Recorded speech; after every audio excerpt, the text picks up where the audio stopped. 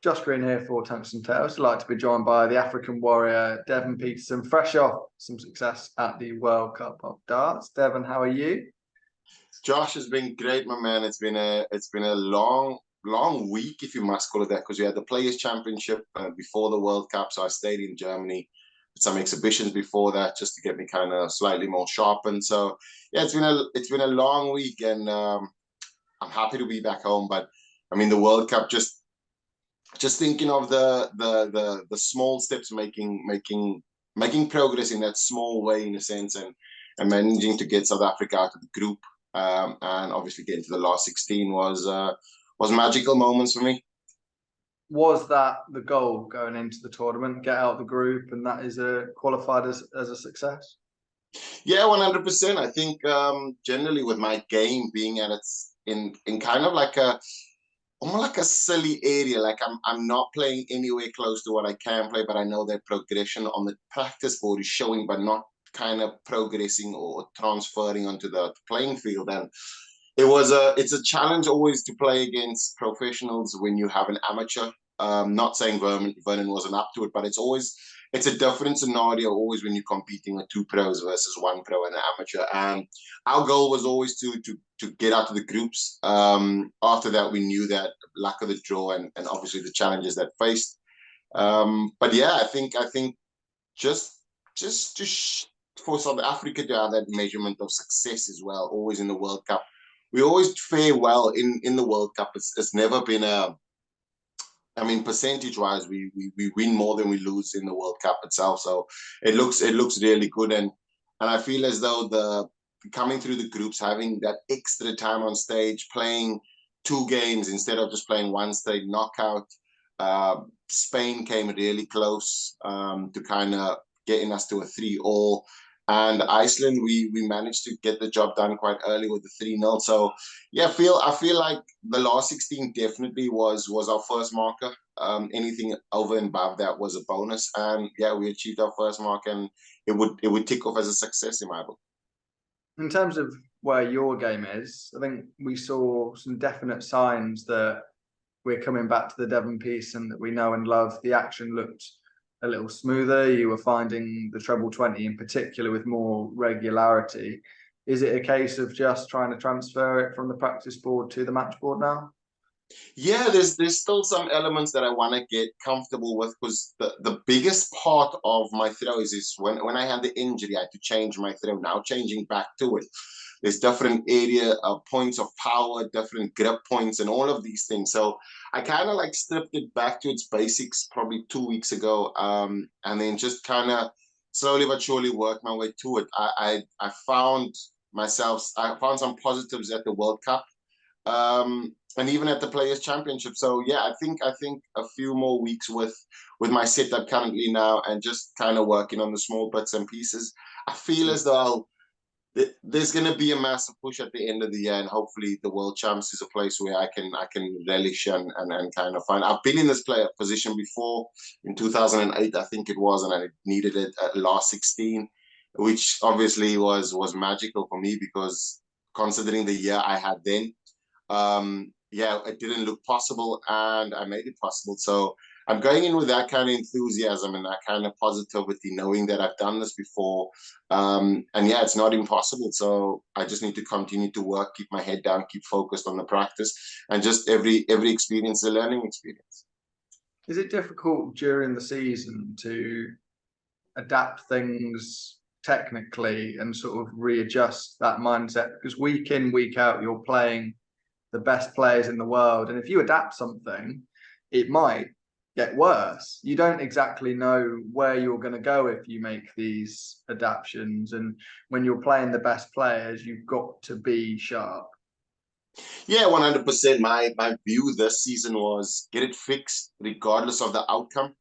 And like you say, as soon as you make an adaptation, it might get worse before it even gets better, and then you don't even know whether sticking with that adaptation is a good idea. But yeah, I think that you just have to kind of trust your ability, and know what you are doing is right, and that's the first part. I mean, having the peace of mind when you go into a battlefield against some of the best players in the world, you kind of know that if I'm doing the right the right processes and mechanics, and if I'm applying it correctly on the stage or in a game, you'll have to guarantee yourself on the mental side that it will be correct. And I feel as that's kind of been no here nor there this year.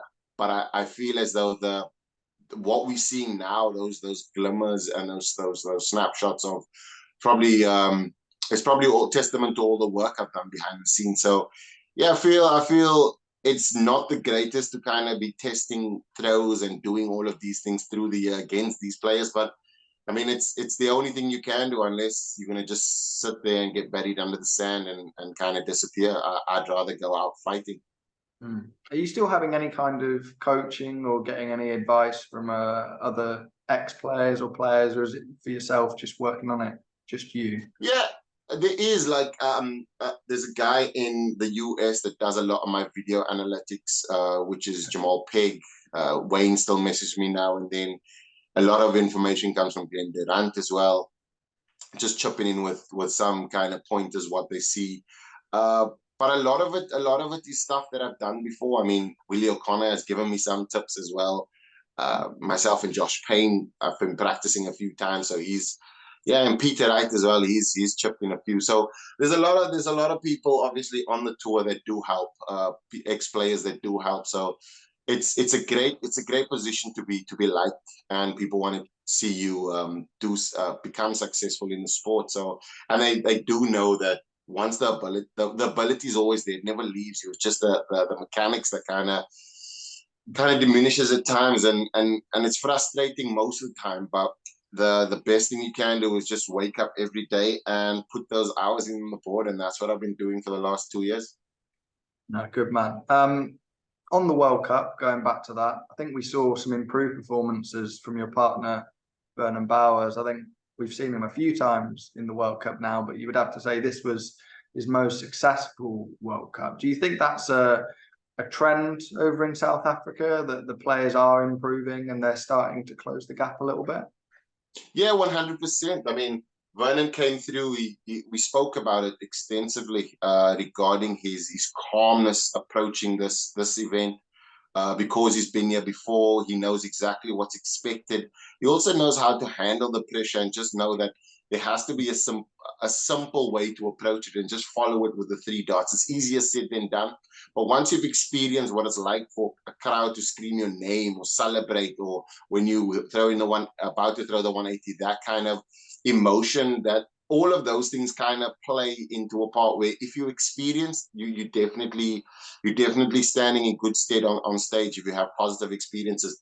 I think also with the structure of the African darts group in South Africa and Africa itself, creating this week in, week out kind of league format, bigger events, and also staged events, just to give them that kind of feeling and peace on the stage. So yeah, the African Dart Series as well as the African Darts Group, I mean, doing fantastically well in Africa and South Africa. And I think that is what is bridging the gap, is players are understanding the analytics of the game. So knowing that from a 501, there's a setup, there's a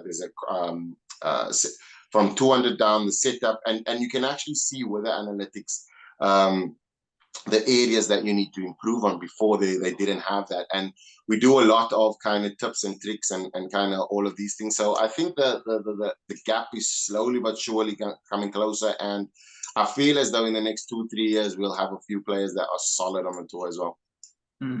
We're seeing darts go to new areas of the world. Poland are now on the World Series. They're continuing to go into Asia. We saw obviously in Bahrain, they were new at the World Cup. Iceland new at the World Cup as well. Is a return to South Africa for the World Series something you think could be on the horizon? 100%. Like it's one thing. So we've acquired a company called Agency 7 that deals with a lot of our marketing and sponsorship, and their biggest goal is to bring the World Series to South Africa, and we are plodding and pushing for it. I think the dreamer in me says 2026, but yeah, I think that with a massive amount of dates that we have, 4 players obviously playing in the pro tours and all of those things, we'll have to be wedged in somewhere in the calendar. So yeah, I'm hoping 2026 that we can bring the World Series, but it's always going to be a continuous pursuit to bring the World Series to South Africa. Simply because the top 8 players in the world has to experience that, and I feel as though Africa experiencing the World Series will also open up the eyes to know that the dream, the professional dream, is not pipeline. It's something that is real. It's something that you can feel, and I feel as though the exposure, because every year you'll see majority is probably 2 players coming from South Africa or Africa to represent. That's where with the World Series we'll have 8 players competing. So yeah, I think it's definitely something that we will work our hardest to, and kind of just endure the sacrifices that we need to do to get it there. So yeah, it's 2026. It's definitely on the cards, and yeah, fingers crossed. I mean, who knows? Going back to you, there's obviously 6 months or so left of the season now. You're not in the greatest position, it has to be said, on those order of merit tables. What do you think you now have to do to push yourself up and get into the positions to save the tour card and remain on the PDC ornament? The simple answer is win. Once you start winning, it's the order of merit take care of itself. I'm never one to look at the order of merit, because if you're winning, you don't need to kind of know I'm going to be in these tournaments. I need to get ready. When you're not winning, you also know that we're close. So my main objective is every day wake up, make sure that I'm giving myself enough time on the practice board, working out these things, and when I'm doing exhibitions or competing, just putting those things in place. Once they all start clicking in place, I mean, small little sample that we had at the World Cup, but what I'm doing in practice is a lot more of that. So the confidence is there in the practice, and knowing that the 180s are still there, just needing to come out. And I feel as though there's been a lot of imposter syndrome that I need to kind of work through, is because you feel as though you're kind of in a space where you know that you are good enough, but when you're playing, you feel as though you're not. So you have to fight and battle those demons, and from a mentality perspective, as much as you can be positive, and that's kind of my character, it still comes and creeps in. So you just have to continue fighting. So yeah, for me now, my main objective is to qualify for as many tournaments as I can, but the immediate one is the next 501 should be my best, and continue with that, and just make it continue that. And who knows, I mean, like John Part said once to me, is that your next 501 could be your best and the one that unlocks everything. So we kind of wait on that, and if that happens, then I'll be lifting the World Champ trophy at the end of the year, which is the goal. Final one for you, World Matchplay just around the corner. I want to get your predictions leading into that, because I think there's a whole host of players that go into that thinking they can lift the trophy. I'm gonna shoot from the hip, and I'm gonna go with not a dark horse, but a player that is probably not performed as well as he has been in the past, but coming through. And I would go with Johnny Clayton. I think Johnny Clayton is potentially gonna rattle the world with a match play performance like we've never seen. He's been showing signs and consistently playing well, but on the tour. But I think that the World Cup now was just the icing on the cake, and the last time he won the World Cup, he went on this massive trophy kind of collection, if you must call it that. So yeah, Johnny Clayton, definitely. People that I would like to see, what I think we will see will probably be the likes of Michael Smith, Gerwin Price, MVG. They'll all be battling. I think Peter Wright, he always finds something in a major. And I feel as though with all this kind of messing around with darts and stuff like that, and techniques, and I say messing, exploring should be the word. He's always gonna pose a threat.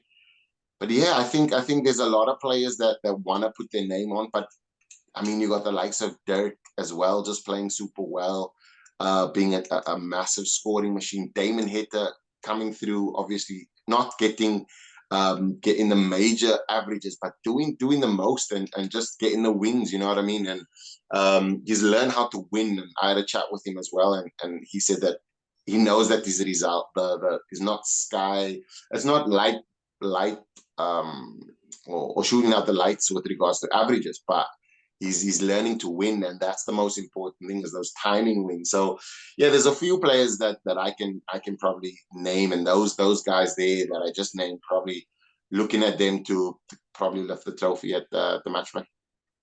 All right, good stuff, Dev. Really appreciate your time, and best of luck for the months coming up, and hopefully we'll speak to you again soon, mate. Cheers, Josh. I appreciate it, man.